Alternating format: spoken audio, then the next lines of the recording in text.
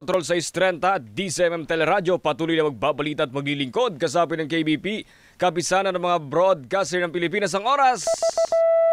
Alas 4:02 na madaling araw.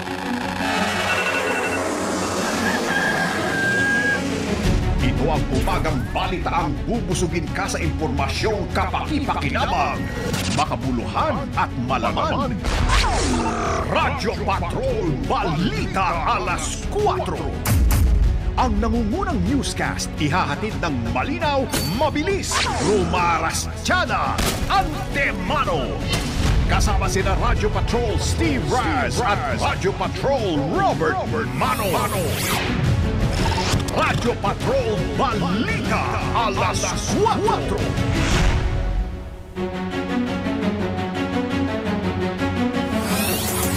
Rastyada ng mga balita, antemanong ihahatid sa Radyo Patrol Balita.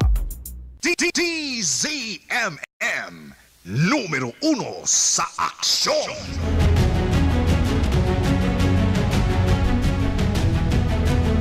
Ngayon po ay Martes, June 10, 2025. Narito ang mga nagbabagang balita sa Radyo Patrol Balita Alas 4.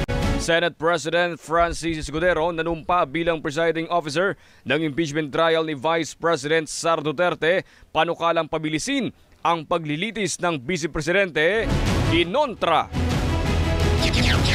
Rehabilitasyon at sapat na supply ng tubig sa mga public schools iniutos ng Pangulo, tulong naman at suporta sa mga guro tiniyak.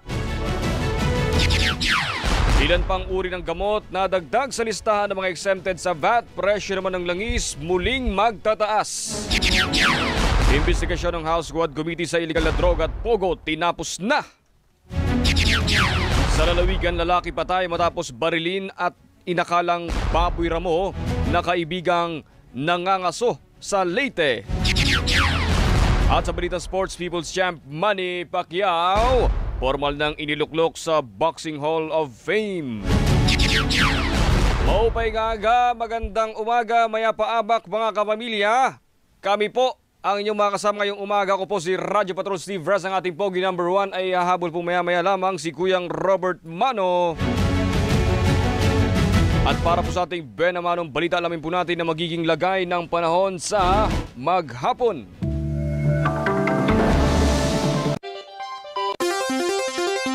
Ulat, panahon.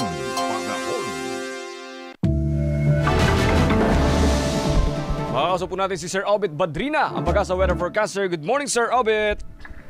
Magandang umaga, Steve. Magandang umaga sa lahat ng mga tagapakinig natin. Yung low pressure area na ating minomonitor ay naging ganap ng bagyo.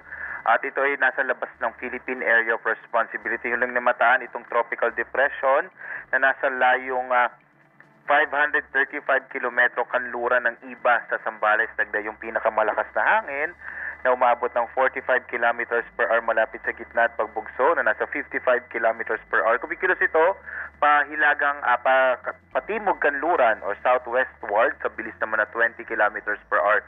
Yung kasalukuyang pagkilos nito ay pinapakita niya na yung hindi natin inaalis yung posibilidad na muling pumasok ng Philippine Area of Responsibility. Bagamat pansamantala lamang yun, eventually ito ay kikilos pa kanluran at papalayo na ng ating bansa. Walang direktang epekto sa anumang bahagi sa kasalukuyan, sa anumang bahagi ng ating bansa itong bagyo na ito. Bagamat patuloy pa natin itong i-monitor, ang magdadala ng mga pag-ulan mula katamtaman hanggang sa kumisim malalakas ng mga pag-ulan ay hanging habagat pa rin or southwest monsoon. Partikular na nga ang area ng Zambales, Bataan, Occidental Mindoro at Palawan. Samantala, magiging maulap pa rin yung kalangitan na may posibilidad ng mga kalagkat ng mga pag-ulan, pagkilot, pagkulog sa may bahagi pa ng Kamaynilaan. So asahan natin ngayong araw dito sa Metro Manila sa umaga at sa hapon, posible pa rin ang malaking tsansa ng mga pag-ulan. Gayon din sa malaking bahagi ng Kabisayaan, Calabarzon, Bicol Region, at gayon din sa nalalabing bahagi ng Central Luzon at Mimaropas. Iba pang bahagi ng ating bansa, medyo mainit na panahon pa rin yung mararanasan, lalo na dito sa may bahagi ng Mindanao at Northern Luzon, na may mga isolated o pulupulong pag-ulan, pagkidlat, pagkulog. Wala naman tayong nakataas sa gale warning, kaya sa mga maglalayag na sa ating mga karagatan ay ligtas sa pumalawat yung mga sakyang pandawit maliliit na mga bangka sa mga baybay na ating bansa. Bagamat pinag-iingat pa rin ng pag-asa yung mga potential ng mga thunderstorms na maaaring magpalakas ng alon ng ating karagatan. Intensibang lagay na ating panahon mula sa Pag-asa Weather Forecasting Center, Obet Badrina. Magandang umaga. Sir Obet, nabanggit nyo ganap ng bagyo, no? Pero nasa labas pa rin ang PAR. Yes, oo. Oh, if ever may chance bang pumasok ito ng Philippine Area of Responsibility? Hindi yan inaalis yung posibilidad na yon, no? Kaya patuloy pa rin siyang minomonitor. Bagamat kahit na pumasok ito ng PAR, ay hindi natin ito ina-expect na magkakaroon ng direktang epekto sa ating bansa. Maliban na lamang sa pagpapalakas pa rin sa hanging habagat. Oh, if ever, ano po nga magiging pangalan nitong bagyo natin? Yung unang pangalan ng bagyo para sa taong ito ay Auring. So if ever na pumasok ito, papangalanan siyang Auring. Alright, Sir Obet, maraming salamat po. Maraming salamat. Yan po si Sir Obet Badrina, ang Pag-asa Weather Forecaster. DZMM, numero 1 sa aksyon.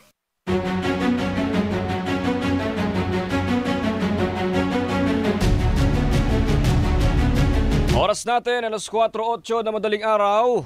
Abiso mga kapamilya, 10 gamot ang nadagdag sa listahan ng mga exempted sa Value-Added Tax o VAT.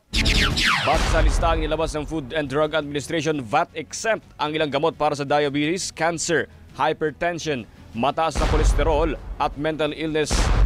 Epektibo noong June 4, nakasaad sa Corporate Recovery and Tax Incentives for Enterprises o CREATE Law na exempted sa VAT ang ilang health products, kabilang na ang mga gamot sa mga nabanggit na sakit. Basta Muling magtataas ang presyo ng produktong petrolyo ngayong araw. 95 centavos kada litro ang itataas sa presyo ng diesel, 60 centavos naman ang gasolina. Ang presyo ng kerosene magmamahal ng 30 centavos kada litro. Nagmahal ang presyo ng langis sa world market bunsod ng patuloy na gera ng Russia at Ukraine, gayon din ang hindi pa nahisapinal na nuclear deal ng Amerika at Iran. Basta DZMM.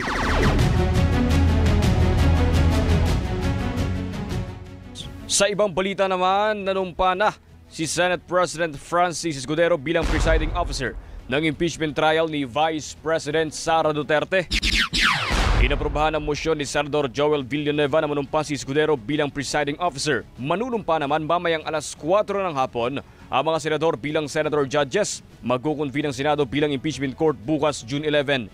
Inaprubahan din ng mga senador ang motion ni Villanueva na i-refer sa komite o Committee on Rules ang impeachment complaints laban kay VP Duterte.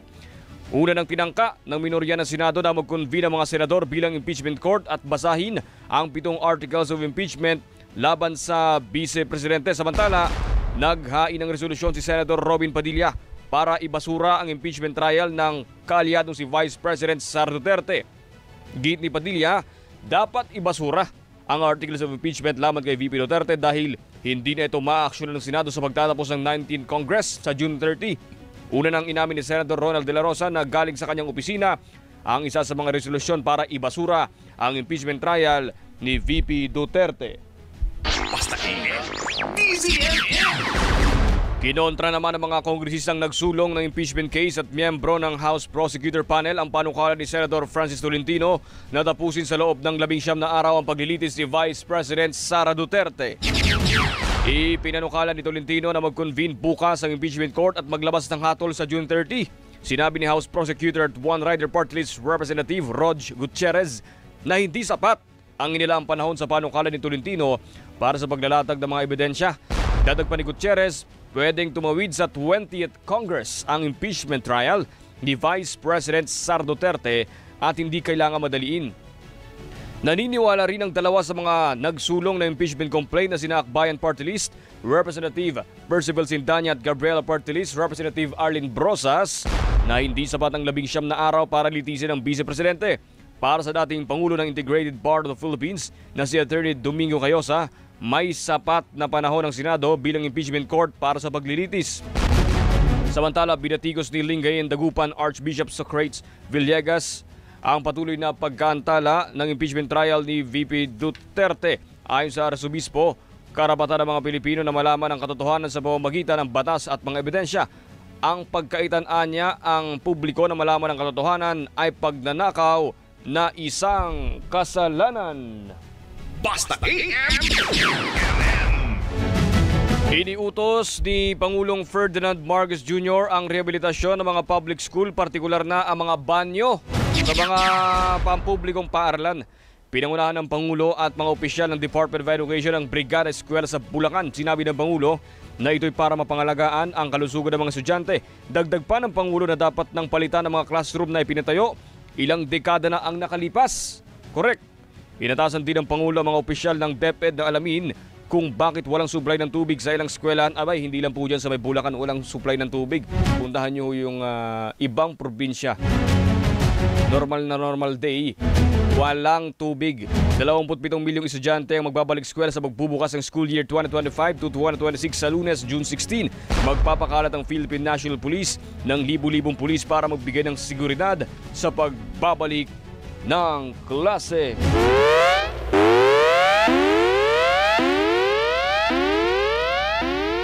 Oras natin 4:12 ng madaling araw, kuha tayo ng balita. Pangulong